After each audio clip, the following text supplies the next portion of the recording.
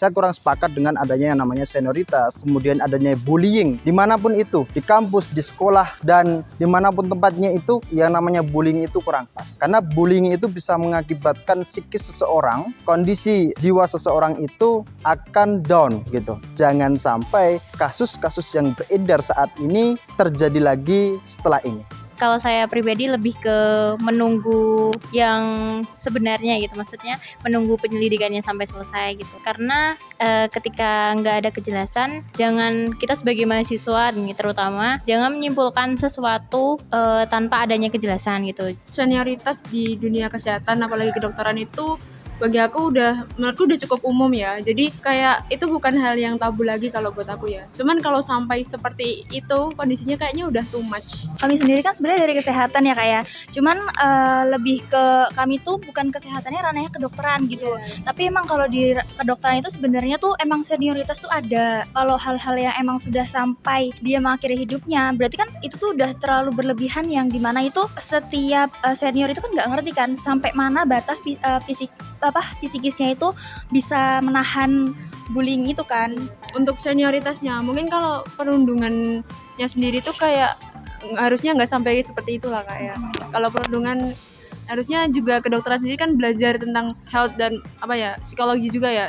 Harusnya itu nggak terjadi apalagi di kedokteran. Sanksi yang diberikan dari institusi terkait, entah itu teguran atau entah itu harus diterbitkan yang namanya surat, supaya nanti pelaku-pelaku bullying ini bisa jerah dan tidak mengakibatkan korban-korban bullying selanjutnya. Kita tahu sekarang banyak sekali aksi-aksi bullying dimanapun itu. Kalau masalah iuran ya sama, kembali lagi itu kan masih dalam tahap penyelidikan ya, kita nggak tahu sebenarnya gimana. Tapi kalau pengalaman saya sendiri melihat di FK itu, dari kacamata saya tidak ada hal seperti itu. Dari pihak universitas kan awalnya cukup menyangkal ya dengan adanya kasus itu. Tapi dengan akhirnya tuh dia afirmasi kalau memang dari adanya senioritas juga pada fakultas kedokteran tersebut kan. Universitasnya sendiri tuh masih masih labil, masih bimbang, yang masih belum benar dalam menanggapi hal-hal keseriusan seperti itu sih. Takut untuk akreditasi sendiri dari kedokterannya itu, makanya mereka bingung mau jawab apa kan. Harusnya juga kalau menyangkal itu kita sendiri juga udah tahu itu aslinya kan kedokteran atau kesehatan sendiri itu kayak gimana. Jadi I think kayak kenapa harus menyangkal gitu loh, padahal udah ada buktinya dan terjadi kan gitu. Karena hal-hal kayak gitu kan ngaruh ke reputasi dari universitas sendiri ya. Mungkin kalau emang benar kasusnya seperti itu, sanksinya dikembalikan lagi ya ke pihak yang berwenang, yaitu lembaga hukum ya. Diharapkan bisa adil lah untuk korban dan untuk keluarganya juga yang mungkin masih tidak terima begitu ya. Kita yakin lah, negara kita kan negara hukum, jadi nggak bisa main-main sembarangan gitu dengan menjatuhkan hukum gitu. Dekanat FK secara umum ya, dimanapun itu, mungkin kalau nantinya ada kasus seperti ini bisa lebih ditekankan, lebih diperhatikan, karena tidak sedikit kasus bullying mungkin di kampus-kampus, mungkin gak hanya ada di FK, di fakultas-fakultas lain pun sering kita temui. Untuk hukum sendiri kan sebenarnya kita masih belum terlalu banyak paham tentang hukum, karena kita masih semester 3 juga, jadi harus banget berikan sanksi sih untuk keadilan korban sendiri juga. Karena pasti keluarga yang ditinggalkan juga, mereka tuh punya harapan besar kalau anak mereka tuh jadi dokter gitu loh. Tapi berakhir meninggal karena hal itu, perundungan atau senioritas itu terjadi. Kayak orang tua pasti mikirnya, aku tuh nyekolahin anak aku tuh di sini buat belajar, bukan malah endingnya malah meninggal duluan.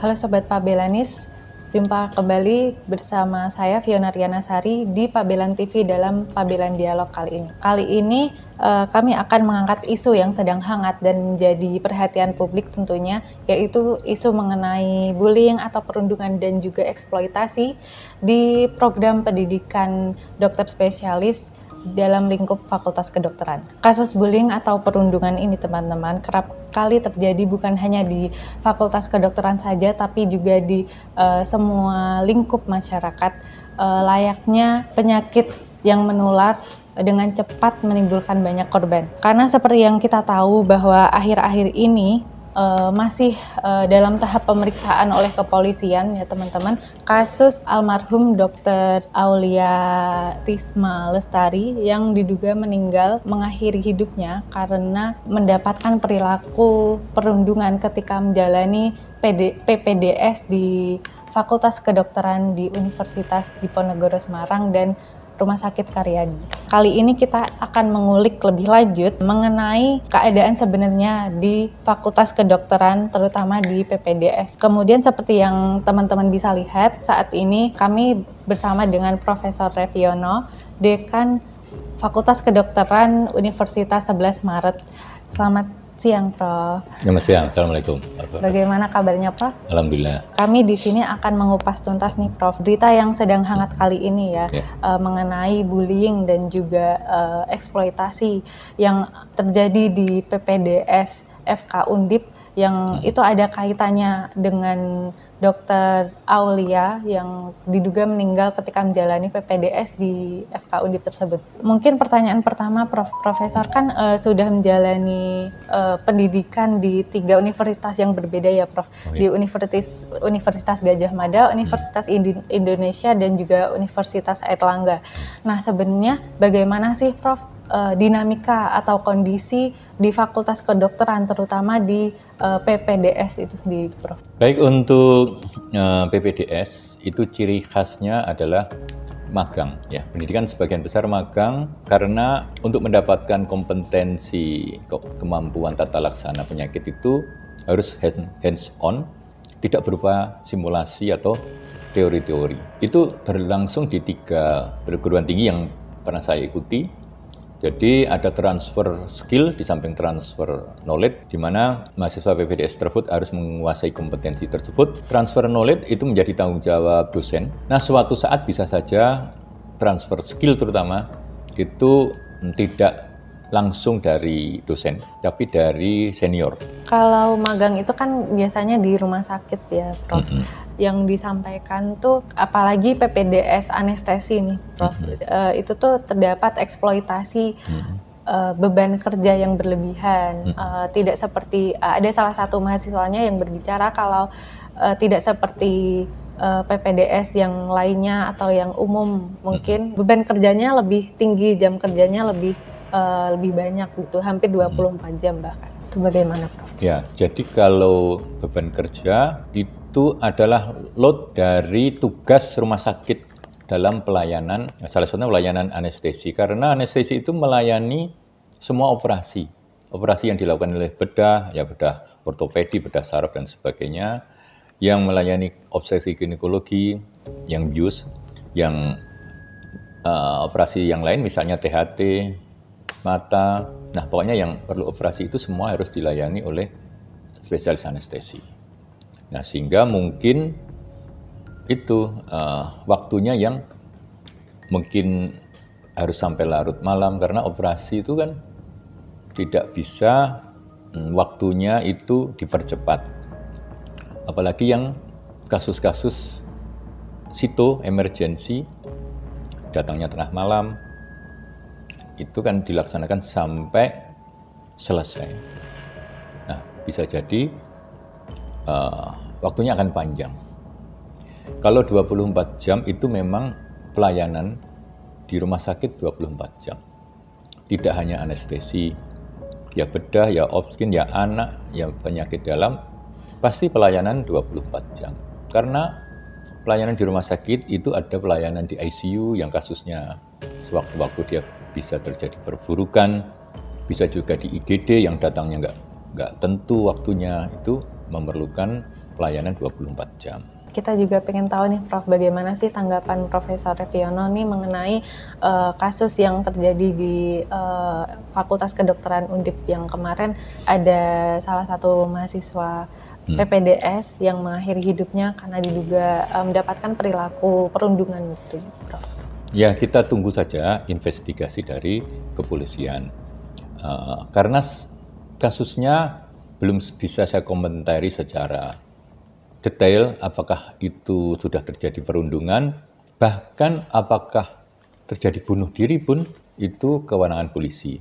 Karena residen anestesi ini mempunyai penyakit kronik namanya hernia nucleus pulposus, HNP itu merasakan kesakitan terus-menerus itu HNP itu, sehingga perlu obat penghilang rasa sakit yang sering disuntik.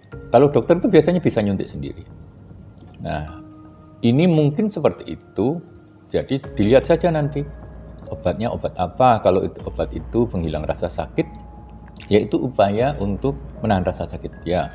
Itu baru untuk kasus bunuh dirinya, apakah itu pasti atau tidak. Kalau tentang perundungan, ya nanti juga harus dilihat apakah memang dia dalam kondisi tekanan, kondisi ancaman, paksaan yang berhubungan yang tidak selain akademik. Jadi kalau tugas-tugas non akademik itu memang tidak boleh dilakukan dengan kepada residen. Jadi semua tugas harus bersifat akademik. Nah, ini perlu investigasi karena mahasiswa yang meninggal tadi sudah dalam posisi semester yang tinggi. Biasanya yang membuli itu kan, yang dibully itu kan semester yang rendah. Nah, ini semesternya sudah tinggi. Apakah di situ memang terjadi bullying? Nah, itu biar diinvestigasi oleh polisi yang memang mempunyai kompetensi, kemampuan dalam menentukan kasus-kasus ini. Kalau dari Dekan FK Undip sendiri ya Prof, beliau bilang bahwa perundungan ini tuh terjadi secara sistematis dan juga kultural, Prof. Kemudian perundungannya tuh bukan hanya bukan secara fisik, namun beban kerja, jam kerja tadi, dan juga ada iuran. Nah, yang seperti kita tahu dari berita-berita tuh banyak ternyata iurannya tuh hingga puluhan juta. Nah, kalau di PDS sendiri tuh apakah memang ada iuran seperti itu, Prof? Ya, mungkin saja ada. Jadi kalau bertanya soal iuran, itu memang ada kegiatan yang membutuhkan dana yang dilakukan oleh residen itu sendiri.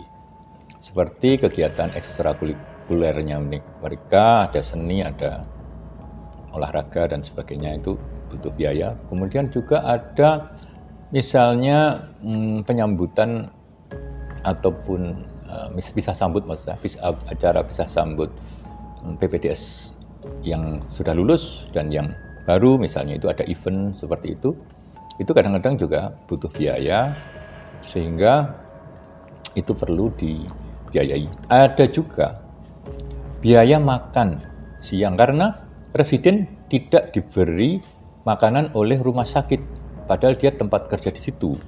Nah, itu sering menyediakan anggaran agar praktis, jadi tidak saling iuran setiap kali makan.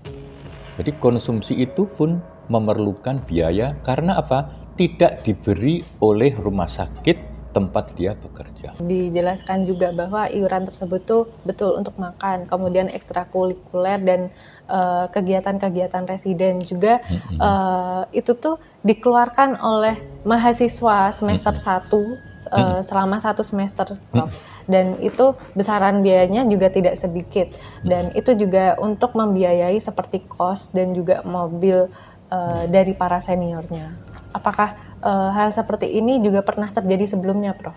Iya, pernah. Jadi misalnya kalau ada event tadi, atau mungkin juga dies natalis, hari ulang tahun rumah sakit, segala macam, itu kan butuh mobilitas agar acara itu bisa berlangsung dengan baik. Nah, mahasiswa itu kosnya terpencar untuk mahasiswa semester 1. Sehingga untuk koordinasi dia menyewa rumah, kos, sekaligus kendaraan agar itu bisa berlangsung praktis. Jadi yang terjadi seperti itu. Kemudian kalau untuk kasus bunuh di mengakhiri hidupnya sendiri karena kasus perundungan di PDS, selain kasus yang terjadi di FK Undip tuh, apakah pernah juga sebelumnya terjadi seperti itu, Prof? itu mungkin pernah, cuma saya nggak tahu. Kalau di UNS nggak ada. Tapi kalau perundungan di UNS ada. Ya, tapi kalau sampai bunuh diri itu nggak ada di UNS. Di data Kemenkes juga, Prof. Ini dari bulan Juli hingga Desember 2023, Prof. Kemenkes itu menerima sejumlah 216 aduan terkait perundungan di lingkungan rumah sakit, Prof. Nah, 109-nya itu terjadi di rumah sakit vertikal, yang mana rumah sakit yang berada di bawah pengelolaan Kementerian Kesehatan Republik Indonesia ya, Prof. Dan 107-nya terjadi di rumah sakit umum daerah, Fakultas Kesehatan Universitas, dan juga rumah sakit Univ. Nah, itu bagaimana, Prof? Kok bisa sebanyak itu? Iya, kalau ya bisa saja, itu kan rumah sakitnya banyak, PPDS-nya banyak, tinggal sebenarnya kan berapa persen. Kalau ya itulah yang menggambarkan besar atau tidaknya berapa persen. Tapi kalau perundungan itu memang akan ada, karena dimanapun ada perundungan, termasuk di pendidikan ini. Cuma penanganannya saja. Jadi kalau di UNS kita ada standar operating procedure. Nah, kalau ada laporan perundungan itu, kita sidang, kita panggil yang melaporkan, yang dilaporkan, dan dosen-dosen atau siapa saja yang terlibat, itu kita sidang, perkaranya kita gelar, dari situ akan ada keputusan apakah ini perundungan atau bukan. Atau hanya sekedar beban kerja yang tinggi, yang seperti anestesi tadi. Kalau beban kerja tinggi, pasti emosi juga naik, dan perlu cepat. Misalnya ya, saya perlu penanganan cepat, kalau nggak cepat, pasiennya meninggal. Nah, sementara residen baru, belum terampil, baru saja dia masuk, pasti akan dapat perintah-perintah yang nadanya mungkin keras dari seniornya, karena senior ini bertanggung jawab terhadap nyawa dari pasien tersebut. Nah, kalau itu kan bisa jadi bukan perundungan. Ya itu memang perintah yang nadanya keras, tapi itu ada latar belakang yang memang harus seperti itu. Sebenarnya apa sih, Prof, sanksi yang bisa diberikan kepada pelaku perundungan, Prof? Ya, ringan, sedang, sampai berat. Kalau ringan ya teguran, kalau berat ya dikeluarkan. Banyak ya, Prof. Mungkin cerita-cerita dari teman-teman kita juga kalau di Fakultas Kedokteran tuh erat kaitannya dengan senioritas. Nah, apakah itu benar, Prof? Senior itu mengajarkan mentransfer knowledge, transfer skill. Tidak semua kasus bisa diajarkan oleh dosen. Misalnya, ada pasien yang mendadak kecelakaan, mungkin ada trauma kepala berat tengah malam, di mana di situ harus diputuskan secara cepat dalam waktu menit, 5 menit, 10 menit, harus segera ditangani. Dan di situ ada tindakan medis dalam waktu 10 menit itu. Itu kalau memanggil dosen nggak nyampe dia, jaraknya berapa menit. Nah, yang memutuskan adalah senior. Dan yang diajarkan junior. Itulah senioritas, junioritas ada di situ. Kalau tidak seperti itu, nggak berjalan. Teori saja yang mengatakan bisa tidak ada senioritas, junioritas, tidak bisa. Senior yang mengajarkan junior, kemudian besok paginya dilaporkan ke konsulen, sudah dilakukan seperti ini, nanti konsulen akan menilai apakah tindakan ini sudah benar atau tidak. Karena seorang dokter spesialis itu nanti setelah lulus pun akan mengajarkan kepada dokter umum di suatu tempat-tempat tertentu, sehingga seorang dokter spesialis harus punya kemampuan untuk mengajarkan ilmunya nanti kepada profesi lain, sehingga di PPDS pun diajarkan bagaimana cara transfer skill, transfer knowledge, begitu diajarkan. Yang mengenai iuran tadi, Prof, sampai di Fakultas Kedokteran Undip tuh terdapat surat edaran yang mengatakan bahwa maksimal iuran tuh 300.000. Nah, ini kan tapi dalam kenyataannya yang membiayai itu malah adik tingkat ya, Prof, yang semester 1 membiayai senior-seniornya. Itu seperti apa, Prof? Kalau itu saya nggak tahu persis. Kalau biasanya itu memang semester 1 yang dapat giliran untuk membiayai kegiatan saat itu. Nanti setelah dia naik semester 2, tidak lagi ditarik, ganti semester 1 yang baru, itu yang membiayai. Begitu aja, berlangsung turun-temurun ya. Dan menurut saya yaitu memang kegiatan butuh biaya. Biaya yang paling gampang ya dari situ, dan itu menurut saya tidak menyalahi karena kan semua residen akan mendapat giliran untuk mengeluarkan iuran tadi. Setelah selesai semester 2 sampai lulus tidak ada lagi iuran. Kemudian Prof, selain tadi yang mungkin seniornya berbicara dengan suara atau nada yang keras kepada juniornya, kalau untuk kasus bullying sendiri Prof yang kerap terjadi di Fakultas Kedokteran terutama di PPDS itu seperti apa Prof? Orang berkata keras itu tergantung gaya budaya. Kalau orang Jawa mungkin nggak bisa keras ya, seperti kamu mungkin nggak bisa keras juga kalau ngomong ke adik kelasnya. Tapi kalau orang Batak itu nggak marah pun keras dia kedengarannya. Jadi di situ budaya ada di situ. Nah, mengatakan ini bullying atau tidak ya kita sidang saja. Kalau memang itu aduannya suara keras ya kita sidang saja apakah itu memang masuk unsur bullying atau tidak. Kemudian kalau di Fakultas Kedokteran Prof, adanya kasus bullying ini memberi dampak seperti apa sih Prof untuk mungkin residen-residennya dan juga mahasiswa yang lain? Ya pasti tidak baik, itu aja. Dan kalau ada bullying tidak baik. Tapi yang jadi problem sekarang itu kadang-kadang ada kasus yang mungkin kedengarannya tidak baik seperti yang ada di Undip itu langsung dihubungkan dengan bullying. Padahal itu belum tentu. Bullying harus lewat sidang. Tidak bisa seperti Menteri Kesehatan tiba-tiba mengatakan bullying, menurut saya nggak bisa, itu harus disidang dulu. Nah ini seperti di kepolisian ini, itu tempatnya. Jadi tidak bisa di awal semua kasus, misalnya ada residen sakit meninggal, atau ada residen yang mungkin kehabisan biaya atau apa, terus dihubungkan dengan bullying, semuanya yang negatif, yang berhubungan dengan PPDS dihubungkan dengan bullying, ini yang kita cegah. Tapi kita memang sepakat tidak setuju dengan bullying. Tapi juga saya berpikir kita juga fitnah bullying juga perlu dicegah. Dari Profesor Reviono nih, ada nggak sih solusi dan juga harapan untuk mengurangi bullying? Terus mungkin juga terdapat klasifikasi yang memang benar apakah ini bullying atau tidak seperti itu? Harapannya pasti zero bullying. Di mana-mana dosen pasti berharap seperti itu. Kalau yang tindakan-tindakan itu tadi harus ada SOP yang jelas sehingga dan tersosialisasi SOP itu tentang antisipasi atau penanganan bullying baik di dosen, sivitas akademika lainnya termasuk mahasiswa itu mengetahui persis SOP-nya seperti apa. Nah, sehingga nanti bisa ditindaklanjuti sesuai prosedur dan memang keputusannya kalau bullying memang bullying. Jangan sampai bullying tidak dikatakan bullying. Jangan sampai sesuatu yang tidak bullying dikatakan bullying.